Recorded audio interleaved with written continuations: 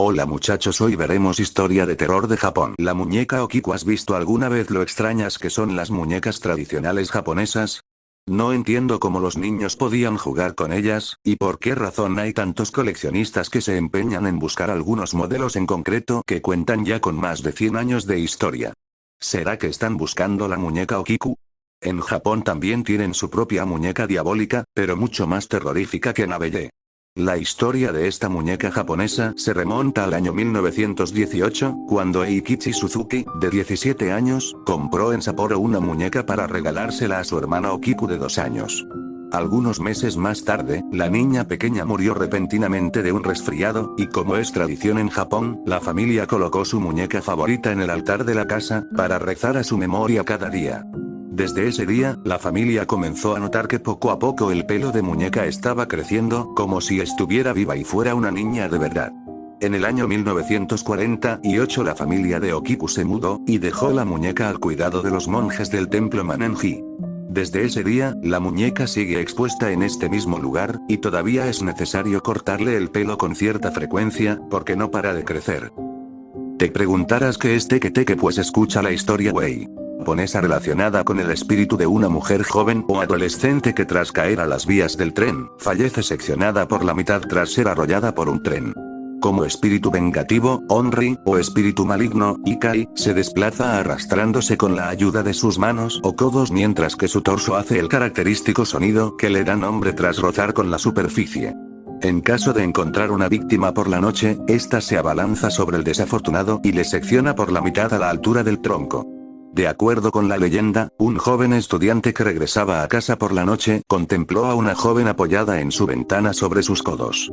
Por un momento, ambos se sonrieron, sin embargo, cuando este le preguntó qué hacía en un colegio masculino, esta dio un salto revelando así que le faltaba la parte inferior. Aterrorizado, el muchacho trató de huir, pero antes de que tuviera oportunidad, la joven le partió por la mitad.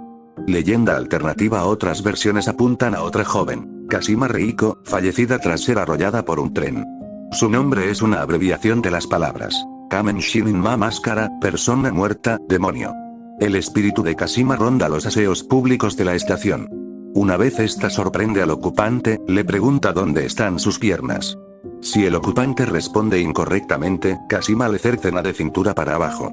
Para salvarse, la persona preguntada debe responder que se encuentran en las vías de la estación de Meishin. En ocasiones también suele preguntar por su nombre, el cual es una pregunta trampa puesto que al responder Kashima Reiko, esta puede abalanzarse sobre la víctima. En tal caso, el sujeto tiene que responder, Kamen Shinin Ma, si este túnel famoso de la serie Dandan, el túnel embrujado de Kiyotaki, Japón. Conoce el túnel embrujado de Kiyotaki y su temible historia. Construido en 1927, el túnel embrujado de Kiyotaki tiene 444 metros de largo. Testigos afirman que al atravesarlo durante la noche es posible ver fantasmas. Construido en 1927, el túnel embrujado de Kiyotaki, en Japón, posee 444 metros de largo. Para algunas culturas orientales el número 4 es portador de la mala suerte. Por ello, según la leyenda, el tamaño de esta galería varía en función de si la medición se realiza de día o de noche, informó el diario ABC de España. El origen de la supuesta maldición se encuentra en los esclavos que murieron durante su construcción y cuyos espíritus permanecen aún atrapados en su interior. Debido a ello, numerosos testigos aseguran que al atravesarlo durante la noche es posible ver algunos fantasmas de los obreros fallecidos. Hay quien afirma que incluso han llegado a aparecerse dentro de los automóviles que atraviesan el túnel para provocar accidentes de fatales consecuencias. Por último, la leyenda indica que si alguien ve uno de estos espíritus, al mirarse en un espejo instalado en el interior de esta siniestra galería sufrirá una muerte terrible. Kuchisake Kuchisake, una mujer con la boca abierta, es una figura malévola del folclore y las leyendas urbanas japonesas. Descrita como el espíritu malicioso, Onri, de una mujer, se cubre parcialmente la cara con una máscara u otro elemento y lleva algún tipo de objeto afilado. La mayoría de las veces se la describe con cabello largo, lacio y negro, piel pálida y, por lo demás, se la considera hermosa, a excepción de su cicatriz. Ha sido descrita como una Ikai contemporánea. Según la leyenda popular, pregunta a las posibles víctimas si creen que es hermosa. Si responden con un no, los matará con sus largas tijeras médicas. Si dice sí, revelará que las comisuras de la boca están cortadas de oreja a oreja, y luego repetirá su pregunta. Si el individuo responde no, lo matará con su arma, y si dice sí, le cortará las comisuras de la boca de tal manera que se asemeje a su propia desfiguración. Los métodos que se pueden utilizar para sobrevivir a un encuentro con Kuchisake Onna incluyen responder a su pregunta describiendo su apariencia como promedio o distrayéndola con dinero o caramelos duros. La leyenda y sus variaciones. Diagrama de una posible conversación con Kuchisake Onna y sus consecuencias. Según la leyenda, Kuchisake Onna era una mujer que fue mutilada durante su vida, con la boca cortada de oreja a oreja. En algunas versiones de la historia, Kuchisake Onna fue la esposa adúltera o la amante de un samurái durante su vida. Como castigo por su infidelidad, su esposo le cortó las comisuras de la boca de oreja a oreja.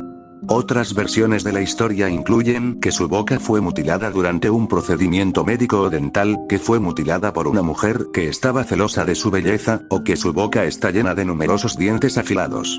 Después de su muerte, la mujer regresó como un espíritu vengativo o Onri. Como Onri, se cubre la boca con una máscara de tela, a menudo especificada como máscara quirúrgica, o, en algunas versiones, con un abanico de mano o un pañuelo. También lleva consigo un instrumento afilado, que se ha descrito como un cuchillo, un machete, una guadaña o un par de tijeras grandes. Se dice que pregunta a las víctimas potenciales si creen que es atractiva, a menudo expresada como watashi, kirei, que se traduce como soy bonita, o soy hermosa. Si la persona responde no, matará a la persona con su arma, y si la persona responde sí, revelará su boca mutilada.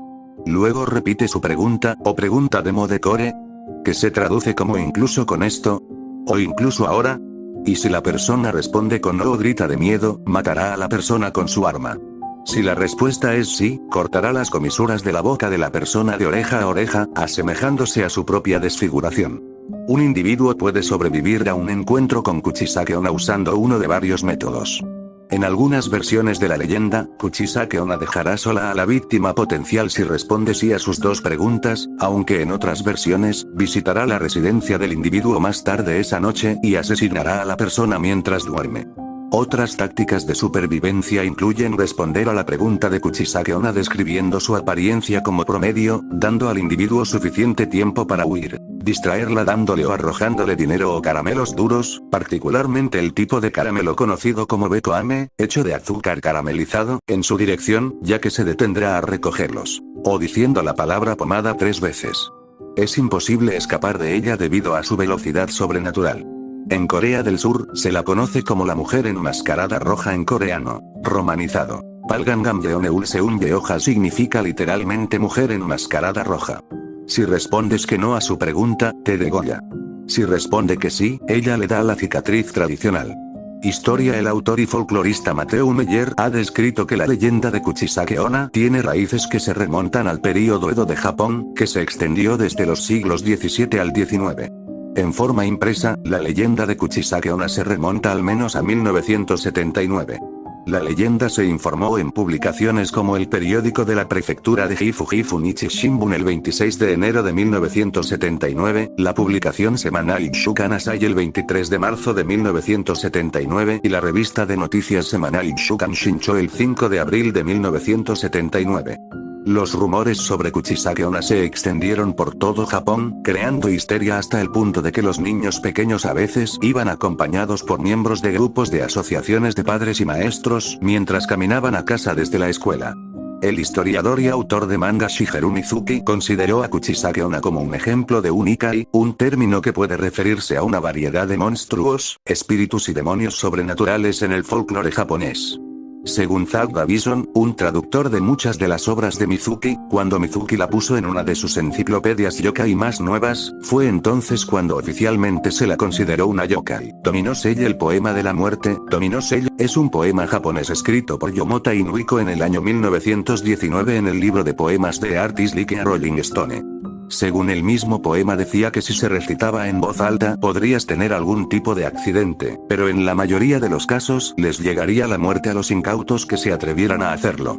No fue tan reconocido hasta que hace unos años un locutor de una radio japonesa que se dedicaba a los fenómenos paranormales empezó a leerlo para todos los oyentes, aunque tan solo leyó la mitad del mismo. Días más tarde el locutor se lesionó incluso llegando a tener que ponerle puntos de sutura.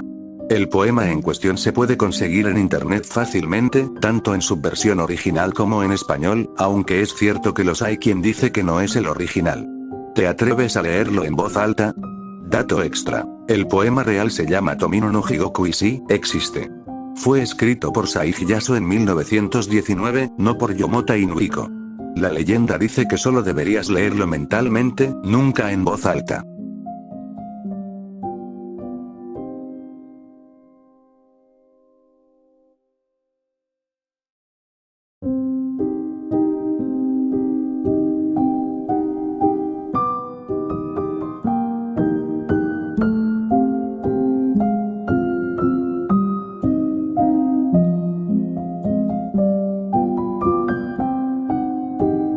Akamanto Akamanto, el fantasma de los baños para mujeres. La historia de Akamanto. Si nunca has oído hablar de Akamanto, te haremos una sencilla advertencia. Debes ir con cuidado con el papel higiénico que elijas al estar en el baño. El hombre de la capa roja, Akamanto. Akamanto, significa en japonés, capa roja. Como leyenda urbana cuesta mucho conocer sus orígenes, y de hecho existen varias imágenes sobre el personaje en sí. Su primera aparición se sitúa en plena era Showa, el período ilustrado de Japón, sobre todo 1935. Se dice que era un hombre de gran belleza, un joven que vagaba envuelto en una capa roja y que solía esconderse en los armarios de las escuelas primarias en Osaka.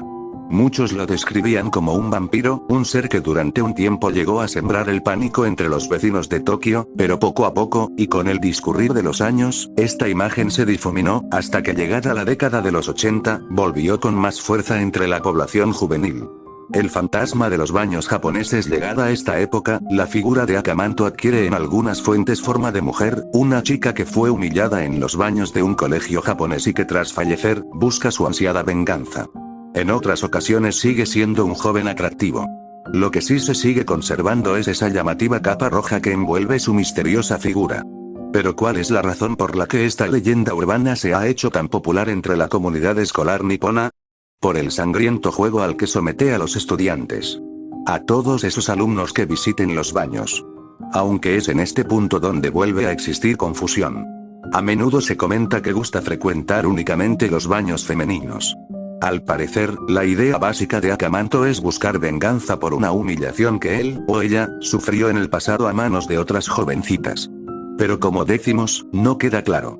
Lo que sí es seguro es que este ser cubierto por una capa roja, buscará siempre a la persona que esté en el último retrete de la fila. Justo cuando haya terminado sus necesidades y se disponga a coger el papel higiénico, se dará cuenta que no está. Entonces una voz le preguntará, ¿quieres papel rojo o azul? Y no, en este caso no hay respuesta buena. Ambas te supondrán experimentar una muerte terrible y dolorosa.